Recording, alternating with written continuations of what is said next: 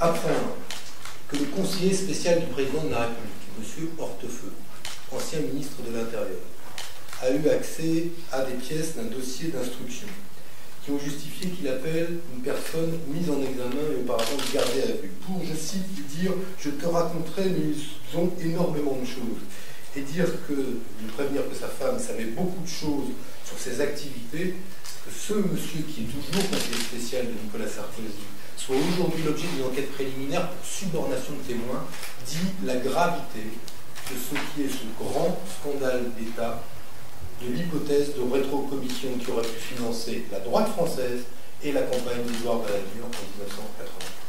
Nous sommes dans probablement un des plus grands scandales d'État de la Ve République. Et le président de la République, qui aujourd'hui considère qu'il n'est concerné en rien dans cette affaire et qualifié cette affaire de fable, devra s'expliquer sur ce qui justifie que son conseiller spécial et ancien ministre de l'Intérieur ait procédé de la sorte auprès d'un ancien de ses conseillers, M. Thierry Gobert, que M. Nicolas Bazir soit aujourd'hui mis en examen pour ce qui pourrait être un financement, ou l'hypothèse d'un financement illégal de la campagne d'Édouard Balladur, mais le président de la République ne s'en tirera pas ainsi.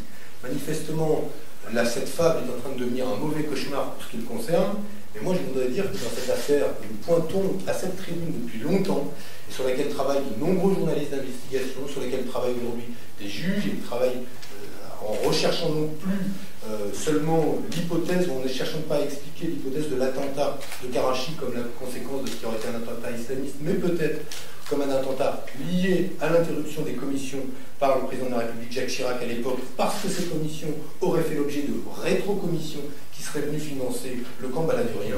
Nous pensons que cette hypothèse est sérieuse. Il semble que le juge Vendôme-Bell travaille sur cette hypothèse-là, mais nous disons qu'il y a là une affaire d'État extrêmement grave sur laquelle le président de la République devra s'expliquer. Et pour commencer, il doit s'expliquer pourquoi son conseiller spécial procède ainsi pour prévenir un ancien de ses conseillers, M. Gobert. Pourquoi le fait-il? Qu'est-ce qui justifie qu'il ait eu accès au dossier d'instruction auquel il ne devrait pas avoir accès et qu'il lui donne ce type d'informations? C'est suffisamment grave pour que le président de la République ne s'en tire pas par quelques communiqués qui tendent à écarter le problème.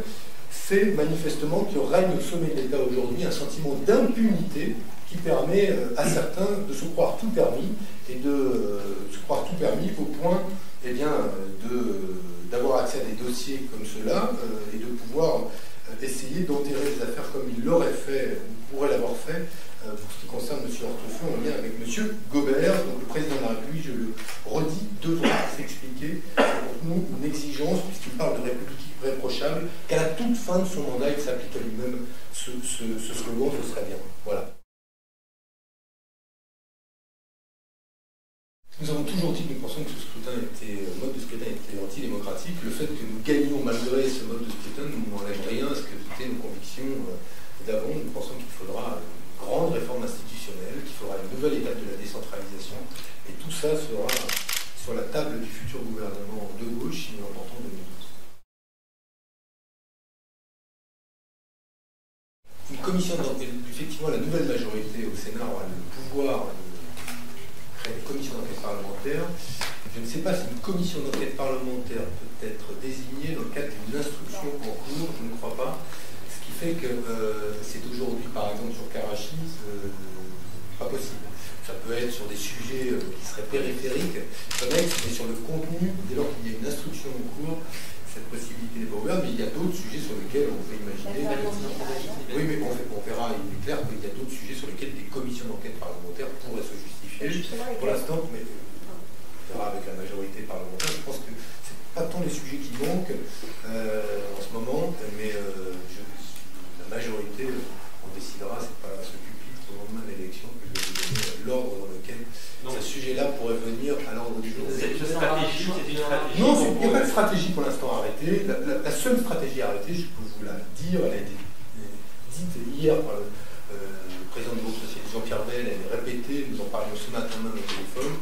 Nous voulons que le Sénat puisse être un bouclier. Nous n'avons guère la possibilité aujourd'hui de pouvoir faire mieux, on fera le plus possible avec les moyens qu'on a, Mais si ça doit être un bouclier, ce sera un bouclier à chaque fois quand viendra le débat budgétaire, quand viendra le débat sur le financement de la sécurité sociale. Nous lutterons contre toutes les réformes de régression sociale du gouvernement.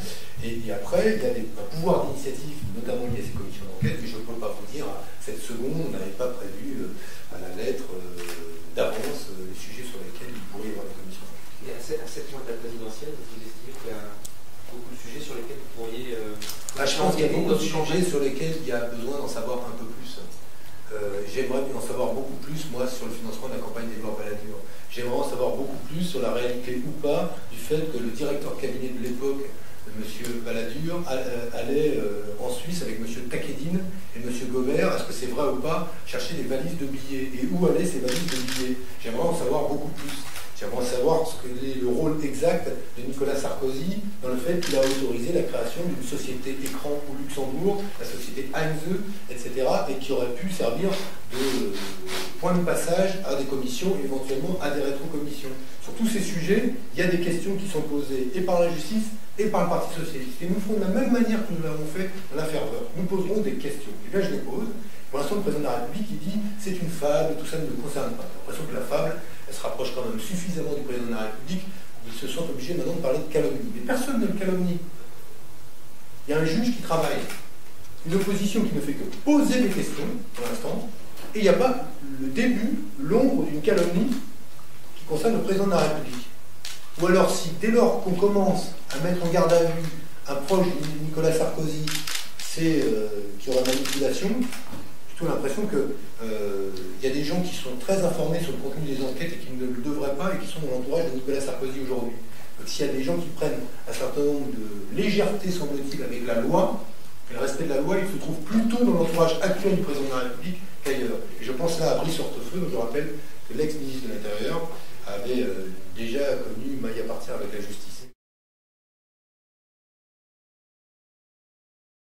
Pas Copé, il fait du Copé, quoi. Qu'est-ce que je vous dis Ce qui est amusant avec Jean-François Copé, en même temps, il est le fidèle porte-parole de Nicolas Sarkozy, puisqu'il explique que non, il n'y a pas de sanction des politiques nationales, ça n'a rien à voir, c'est juste mécanique, quoi. Il n'y a presque même pas besoin de faire l'élection à l'entendre, puisque mécaniquement, tout ça devait donner un Sénat à gauche. Honnêtement, je veux dire, il a la gueule de bois, je le comprends, Jean-François Copé, il a la gueule de bois et il y a des gens, quand ils sont dans ces situations-là, ils font